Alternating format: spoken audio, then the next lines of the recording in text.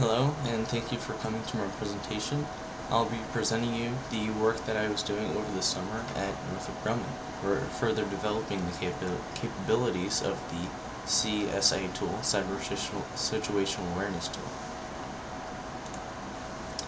Now, when we think of visualizing networks or visualizing the internet, we think of a geographical representation of all these connections going from continent to continent, almost create a giant network or a giant web.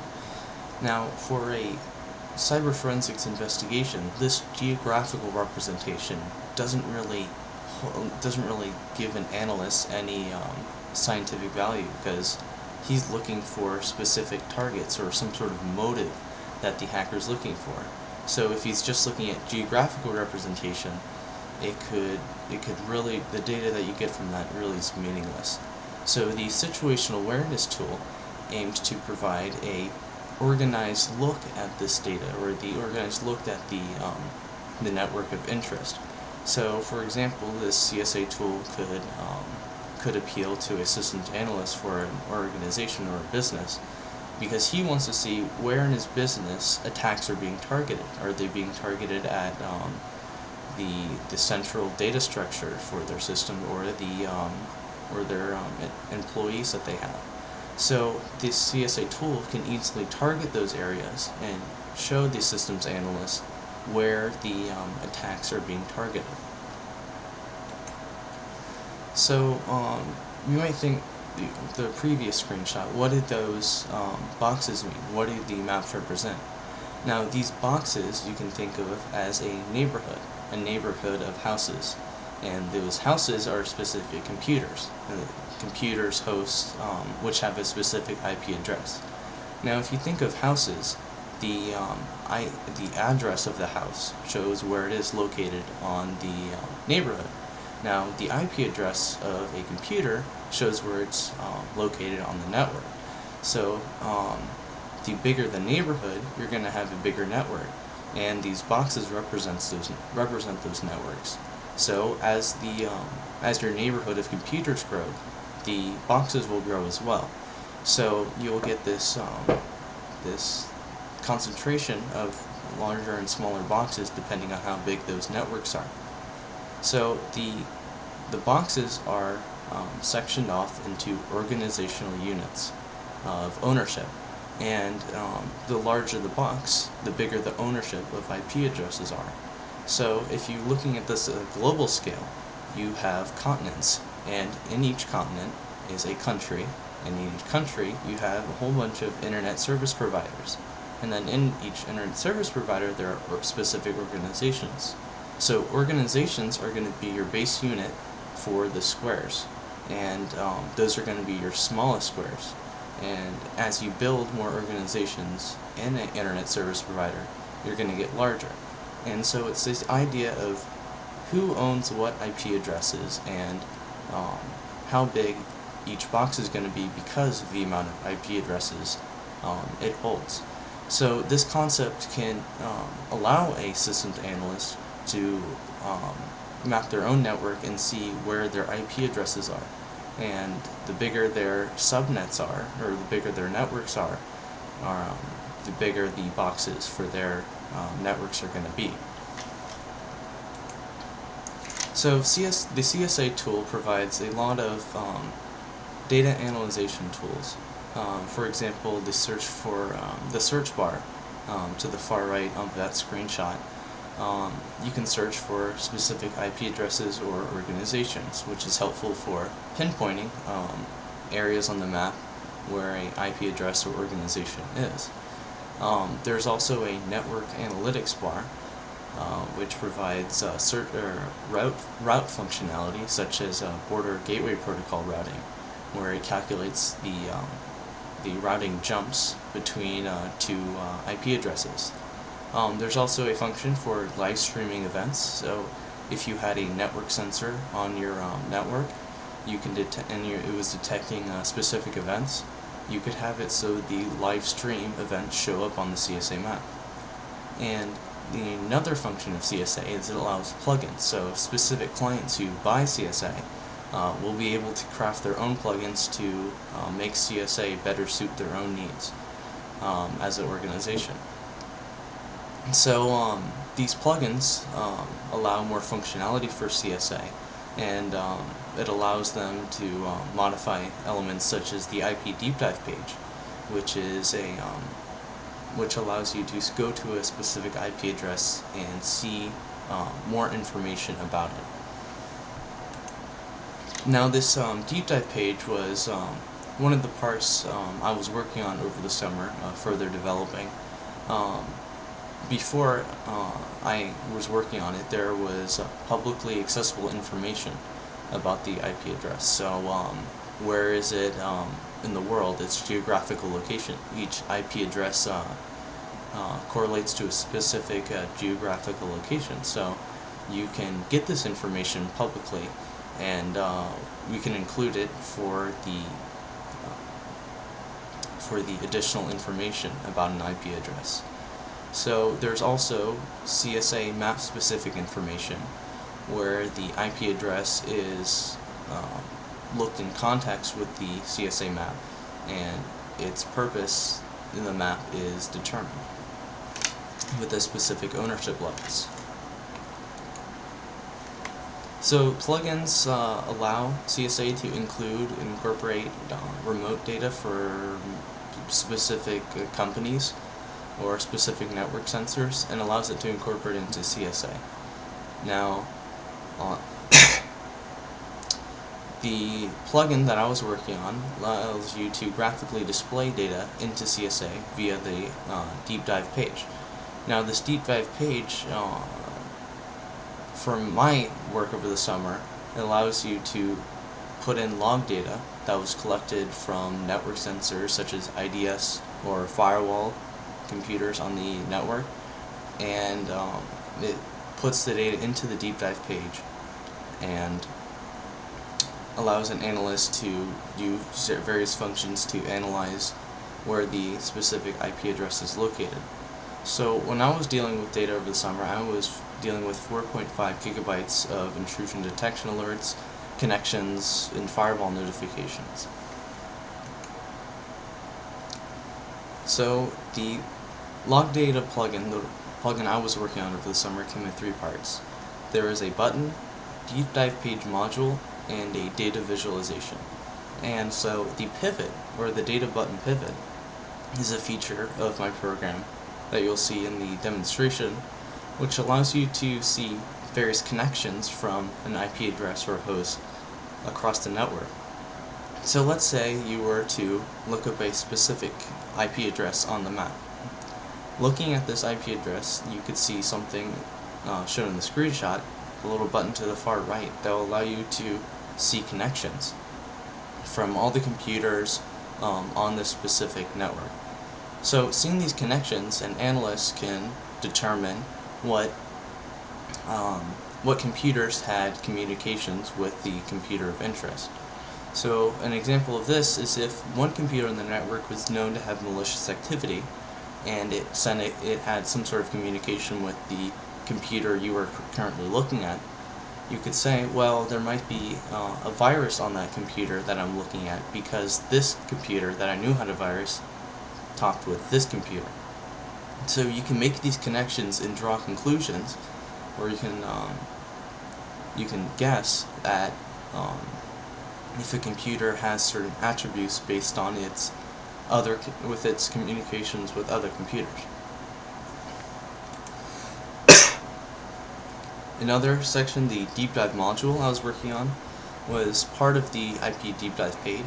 So if you were to look up a specific IP address and go to its deep dive page, you can see various log data where the IP address you're looking at was mentioned. So these tables that were part of my work over the summer, they display the data in a nicely formatted table which is fully customizable, which is perfect for an analyst who wants to rearrange data and compare things and get rid of things that he doesn't need, and they're also searchable. So if you knew that there was something in the data that you wanted to look up, you could search it using the search bar and pinpoint exactly where it is in the data.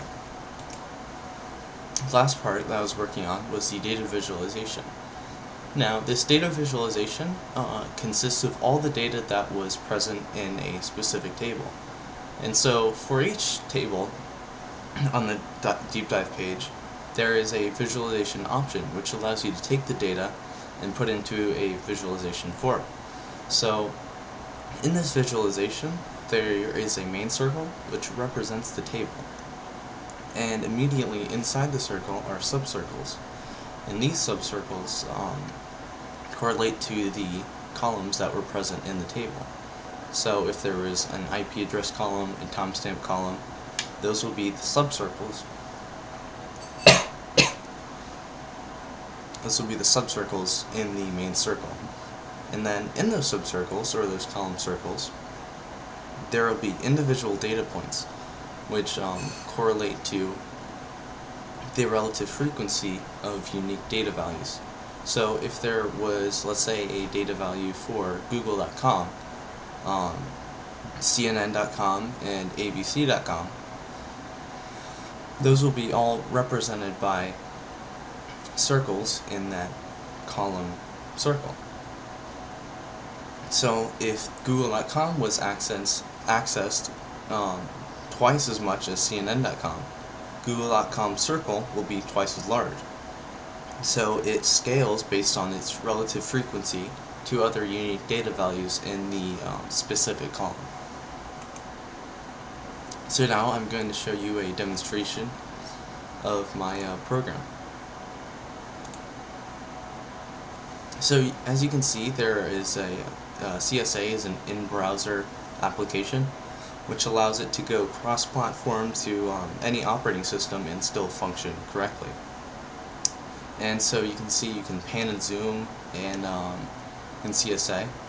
And here we're going to do a search for Montgomery County in the global IP map. So looking at this, you can search and it shows all the data points for Montgomery County is the organization name is present. So taking one of those things, taking one of those IP addresses shown up from the search, you can go and search it. And so the one that we were looking at right now correlates to the MCPS website. So going to that website, you can see that is a web server, and you can actually enter that IP address in now to focus in on it. So now we're going to take a look at the deep dive page for that specific IP address. Going to this IP address, we can see publicly available information such as its geographical representation and ownership information in context with the CSA map.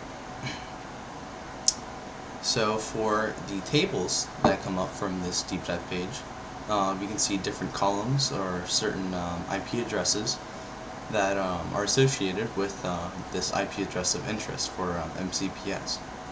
So with this table, we can move the columns around, we can change which columns to display, and we can also hide the column if we wanted to. We can also take an IP address, search for it, and limit the data that's shown.